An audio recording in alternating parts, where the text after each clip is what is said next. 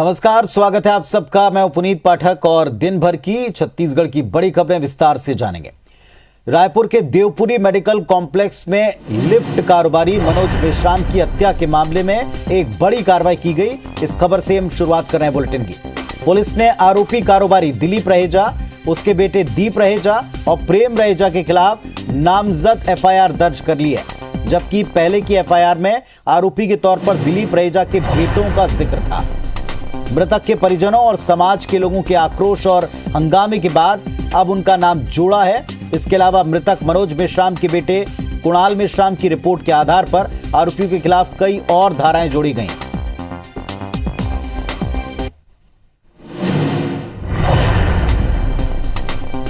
तो एक बड़ा मामला जिसमें कार्रवाई की गई, जिसमें एक्शन लिया गया। लगातार परिजन और व्यापारी, इन सब का आक्रोश इस मामले में था। इसमें धाराएं जोड़ी गईं। कार्रवाई के बाद परिजनों ने शव लिया था। आरोपी की गिरफ्तारी के लिए 48 घंटे का अल्टीमेटम दिया था।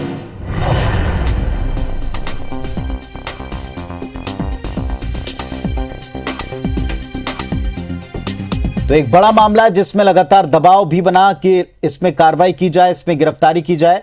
हमारे सहयोगी राजेश राज रायपुर से जुड़ना है, सीधे उनका रुख करते हैं। राजेश, पहले तो संक्षेप में इस घटनाक्रम को बताएं और साथ ही इसमें क्या अब तक एक्शन हुआ है।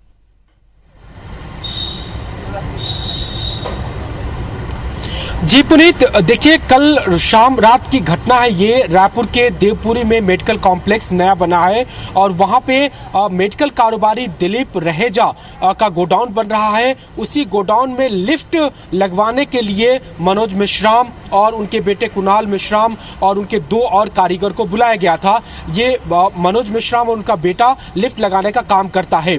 लिफ्ट लगा दिया गया था, लेकिन उसमें कुछ आवाज आ रही थी और फिर पेमेंट की बात को लेकर के कुछ विवाद हुआ और बहुत मामूली सा छोटा सा विवाद था। लेकिन उस विवाद में ही जो दिलीप रहेजा के दो बेटे हैं, दीप रहेजा और प्रेम रहेजा, उन्होंने मनोज मेश्राम को धक्का दिया। उनका सर दीवार से लगा, गिरे वो। उनके साथ लात घूसों से पिटाई की गई और मौके पर ही डेथ हो गई। जो बेटा कुणाल मेश्राम है उसको भी पीटा गया वहां पे। और जब उसने कहा कि उसके पिता की डेथ हो चुकी है शायद, तो फिर और ज्यादा मारा गया कि तुम मजाक कर रहे हो, तुम बेवकूफ बना रहे हो। और जो पिता गिरे हुए थे जमीन पे उसको और ज्यादा मारा गया। शटर में बंद करके कुणाल को अलग रखा गया, बंधक बना करके, और उस पे भी वार किया गया। सर पे चोट लगी है, शरीर के अलग अलग हिस्सों पे चोट लगी।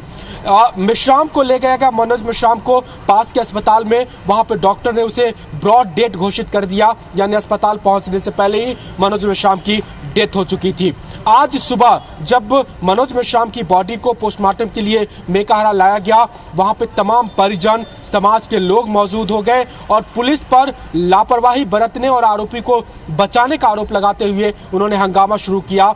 कई मुद्दों पॉइंट पे उन्होंने अपनी बात रखी। पहली तो ये कि उस मेडिकल कारोबारी के खिलाफ नामजद रिपोर्ट दर्ज नहीं की गई थी, उसमें सिर्फ दिलीप रहेजा के बेटे ने यह कृत्य किया, इस तरह से जिक्र था। परिजन कह रहे थे कि नोन नेम है दिलीप रहेजा और उसके बेटे, आप नामजद एफआईआर करिए तब हम शव लेंगे।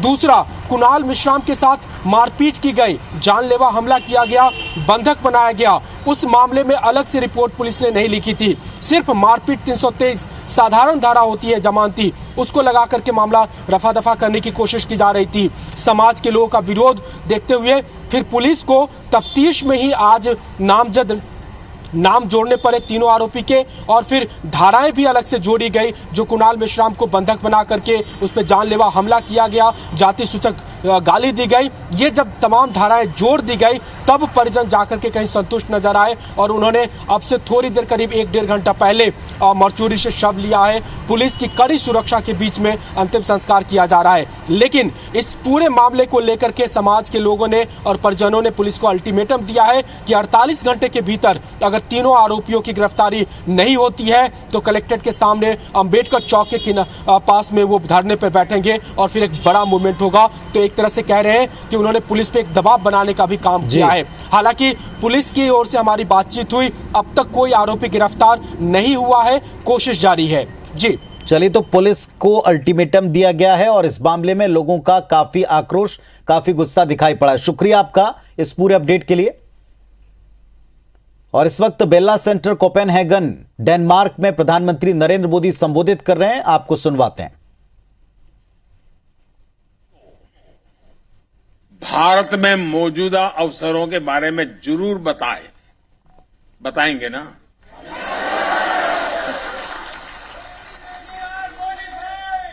ऐसा ना हो कि मोदी जी ने हमको तो परोस दिया लेकिन हम किसी को परोसेंगे नहीं।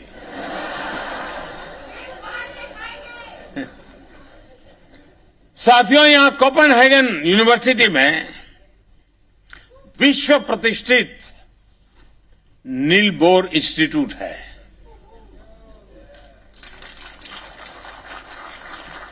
आप सभी नील बोर के बारे में अवश्य जानते होंगे। फंडामेंटल फिजिक्स के इतिहास में वे सबसे इलस्ट्रियस व्यक्तियों में से एक है। उनकी इंटेलेक्चुअल उपलब्धियों के अलावा नील बोर इसलिए भी सम्मानित है क्योंकि उन्होंने अपने समय में कई टॉप साइंटिस्ट का जीवन बचाया था। लेकिन बहुत कम लोगों को इस बात का पता है कि नील बोर को जब खुद इंटेलेक्चुअल शरण की आवश्यकता होती थी तो वे भारत के स्क्रिप्चर्स की तरफ जाते थे।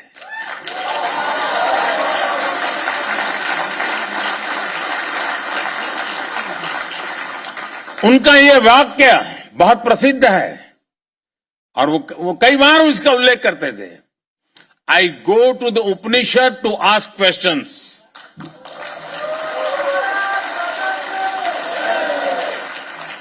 आज नम्रतापूर्वक लेकिन बड़े विश्वास के साथ हम अपने डेनिश दोस्तों को यह कहना चाहते हैं, come to India to jointly find answers to the problems of the planet.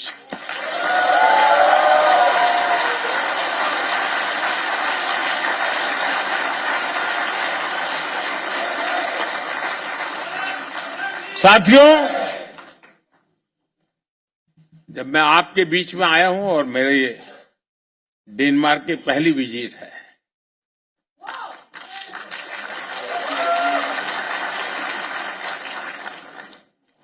तो मैं आपसे कुछ मांग सकता हूं? सचमुच में?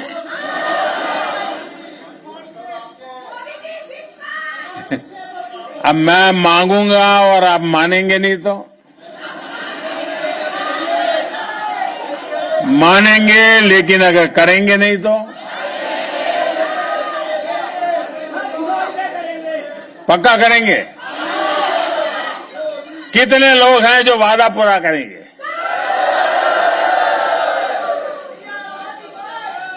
ये आजादी का अमृत महोत्सव चल रहा है। आजादी के 75 साल है।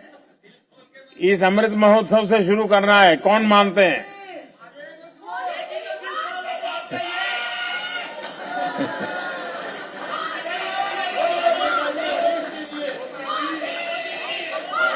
अगर आप मानने वाले हैं तो मैं बताऊं, मैं देख रहा हूं कि धीरे धीरे आवाज कम हो रही है आपको लग रहा है कि कोई मुसीबत आ रही है। ऐसा ही हो रहा है ना? मैं दुनिया में हमारे जितने देशवासी रहते हैं, दुनिया के किसी भी कोने में कह रहते हो, उनसे मेरा एक आग्रह है, आप अपनी आवाज जरा कम करो। आपकी आवाज कम करो। अब सबने देख लिया आप कहां बैठी हो।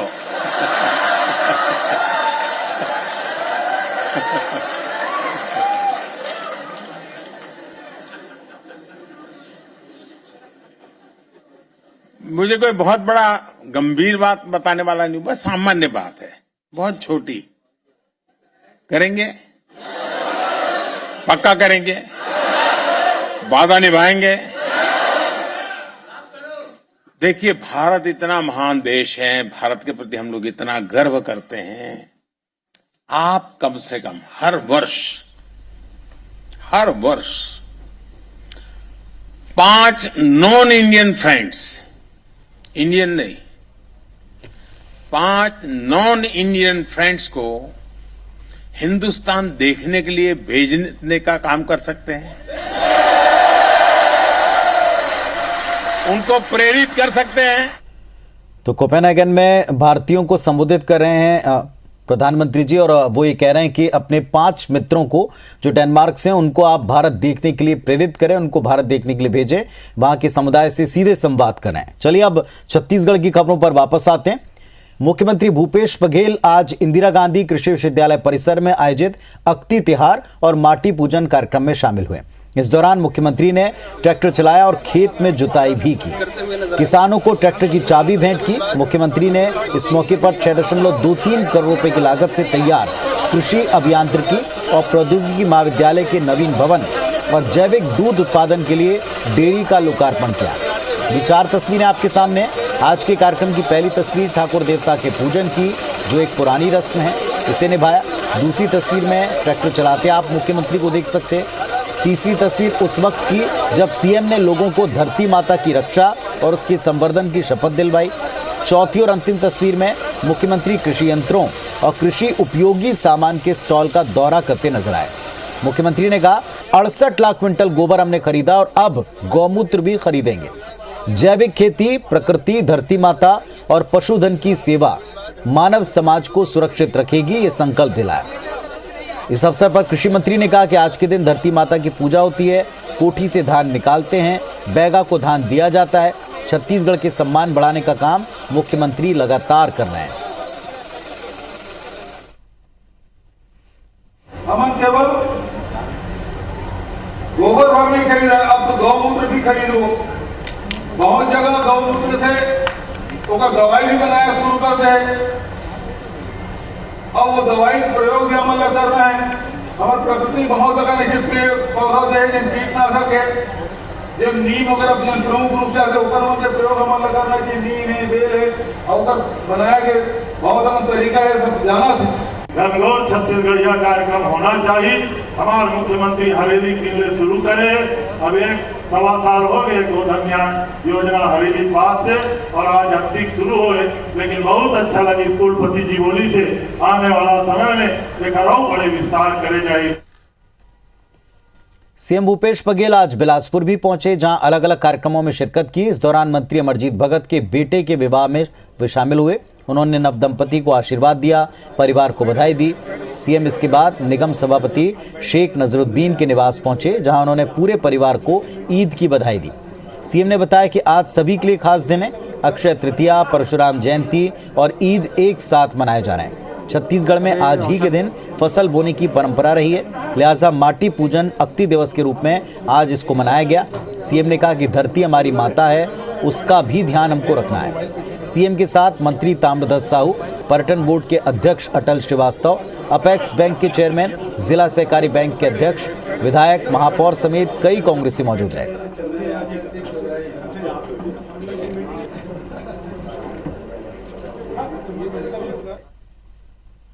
परशुराम जयंती भी है और आज ईद भी है। सबको बधाई। छत्तीसगढ़ में अक्ति के दिन फसल बोने की परंपरा रही है, तो माटी पूजन के रूप में भी इसको हम लोगों ने इस कार्यक्रम आयोजित किया। मुख्यमंत्री भूपेश बघेल का विधानसभा स्तरीय दौरा कल से शुरू हो रहा है और सभी 90 क्षेत्रों में मुख्यमंत्री हर दिन प्रत्येक विधानसभा क्षेत्र में किन्हीं 3 गांव में हेलीकॉप्टर से पहुंचेंगे। कल सरगुजा संभाग से इन दौरों की शुरुआत होगी। सबसे पहले सीएम बलरामपुर जिले के सामरी विधानसभा जाएंगे। सामरी में सीएम के दौरे की सारी तैयारियां तकरीबन पूरी हैं। इस विधानसभा क्षेत्र में मुख्यमंत्री भूपेश बघेल पहले कुसमी गांव जाएंगे, इसके बाद शंकरगढ़ और राजपुर में लोगों से मुलाकात करेंगे। सीएम के कार्यक्रम को देखते हुए सुरक्षा के कड़े इंतजाम कर दिए हैं। इसके बाद वे बस्तर संभाग के विधानसभा क्षेत्रों का दौरा करेंगे। मुख्यमंत्री अपने दौरे में गांव, तहसील कार्यालय, पुलिस थाने, जनपद कार्यालय, स्कूल, आंगनबाड़ी, स्वास्थ्य केंद्र, इन तमाम जगहों पर कामकाज क्या हुए हैं, सड़क, बिजली, पानी, ये मूलभूत अधोसंरचनाएं हैं कि नहीं है, साथ ही आम लोग, जनप्रतिनिधि, सामाजिक संगठन, इन सब से बातचीत करेंगे और राज्य सरकार की तमाम योजनाओं के क्रियान्वयन का फीडबैक लेंगे। साथ ही साथ लोगों से सुझाव भी लेते चलेंगे।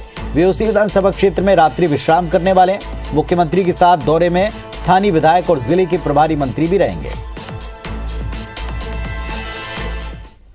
कल सरगुजा के लगभग 7 दिन तक के लगातार दौरा और प्रत्येक विधानसभा में जाने का मेरा प्रयास।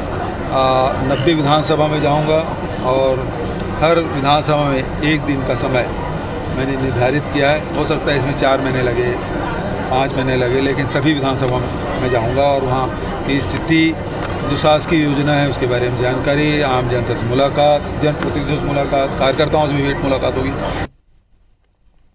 छत्तीसगढ़ में अगले साल होने वाले विधानसभा चुनाव के लिए कांग्रेस पार्टी अभी से एक्टिव है। चुनाव से पहले कांग्रेस का फोकस अपने संगठनात्मक ढांचे को मजबूत करने पर है और इसी के चलते कांग्रेस सचिव और प्रदेश प्रभारी डॉक्टर चंदन यादव आज बिलासपुर पहुंचे। यहां कांग्रेस भवन में उन्होंने जिला शहर कार्यकारिणी और पदाधिकारियों के साथ एक समीक्षा बैठक की, जिसमें प्रमुख तौर पर बीते 3 महीने के संगठनात्मक कामकाज, आने वाले 3 महीनों की रूपरेखा और संगठनात्मक गतिविधियों की समीक्षा हुई।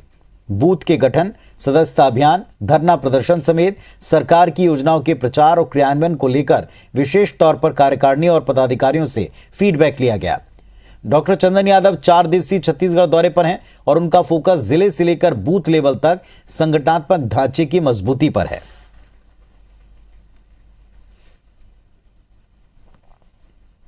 थ्री 360 डिग्री जो एनालिसिस कहते हैं कि हम करेंगे, किसने अच्छा काम किया, किसने कमी रह गई, कौन ठीक ढंग से काम किया। तो ये कह लीजिए एक संगठन की ओवरऑल समीक्षा बैठक है। इसमें हम लोग कहाँ तक सफल हो पाए हैं और कहाँ कहाँ बेहतरी की गुंजाइश है, आप कह लीजिए इसकी एक ओवरऑल बैठक है। एक अहम खबर के साथ में इस वक्त भानु प्रतापपुर विकासखंड के भानबेड़ा में स्थित कन्या आश्रम से एक खबर हमको मिल रही है। अभिभावकों ने अपने अपने बच्चों का टीसी कटा लिया। अधीक्षिका को हटाने के लिए ग्रामीणों ने कलेक्टर को 22 अप्रैल को एक ज्ञापन दिया था, लेकिन अधीक्षिका को नहीं हटाया गया। 7 बच्चों के पालक आश्रम पहुंचे और सीधे बच्चों का टीसी निकाल लिया। पालकों ने बताया कि ज्ञापन देने के बाद जांच टीम मौके पर पहुंची थी। टीम ने सभी का बयान लिया, लेकिन कार्रवाई के नाम पर कुछ हुआ नहीं। कन्या आश्रम भानबेड़ा में कुल 50 सीटें हैं, जिनमें आसपास के गांव के बच्चे पढ़ते हैं। अधीक्षिका रेखा ठाकुर 10 सालों से यहीं पर पदस्थ हैं। पालकों ने कलेक्टर को दिए ज्ञापन में कहा था कि कन्या आश्रम में कार्यरत अधीक्षिका रेखा ठाकुर का व्यवहार बच्चों और स्टाफ के प्रति अच्छा नहीं है। बच्चों के पालक बच्चों से मिलने जाते हैं तो अभिभावकों के साथ बदसलूकी की जाती है। बच्चों को डरा धमका कर रखा जाता है। उनका कहना है, हम अपने बच्चों को वापस घर ले जाकर गांव में ही पढ़ाई करवाएंगे।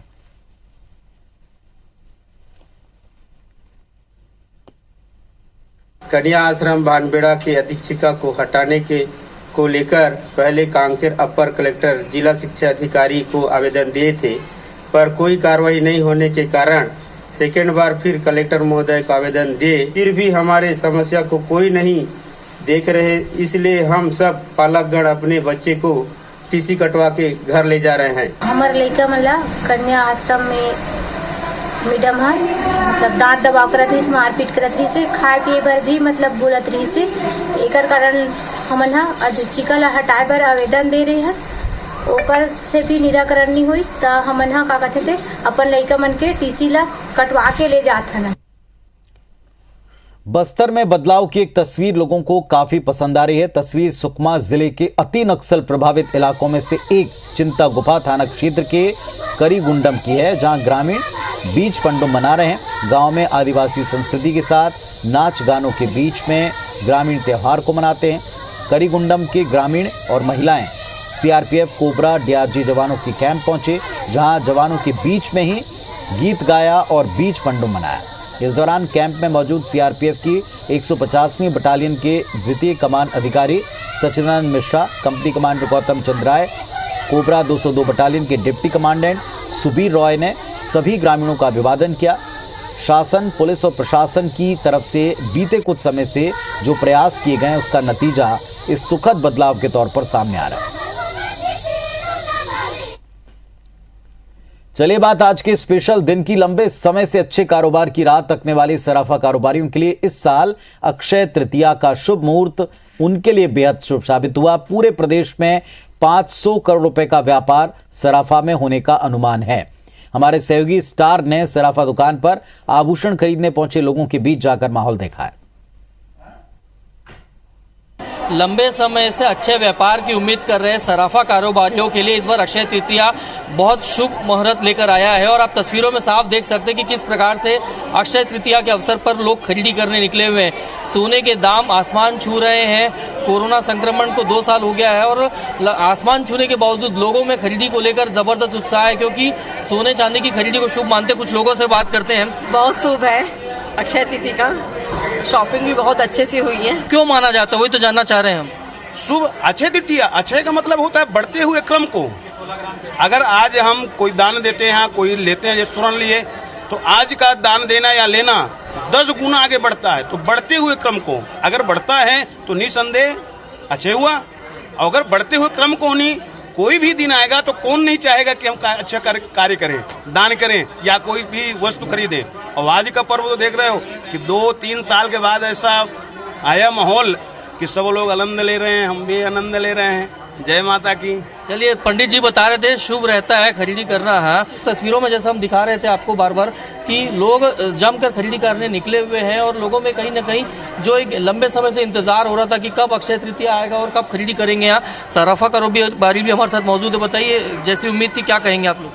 हमको हमारी उम्मीद से ज्यादा इस बार हमारा व्यापार अच्छा रहा है। सुबह से ही लोगों का तांता लगा रहा है, इससे आज इसका व्यापार बहुत अच्छा रहेगा।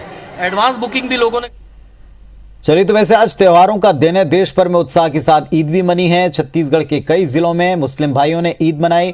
राज्य के रायपुर, कांकेर, महासमुंद, कोरबा, जगदलपुर में मस्जिदों में मुस्लिम भाई जुटे, नमाज अदा की, खुदा से अमन शांति की दुआ मांगी।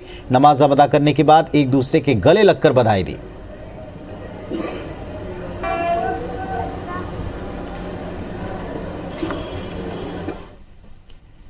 तो इस बुलेटिन में फिलहाल इतना ही। खबरों अपडेट्स का सिलसिला लगातार जारी है। आगे देखिए मध्य प्रदेश की तमाम बड़ी अहम खबरें मेरे सहयोगी राहुल सौमित्र के साथ। नमस्कार।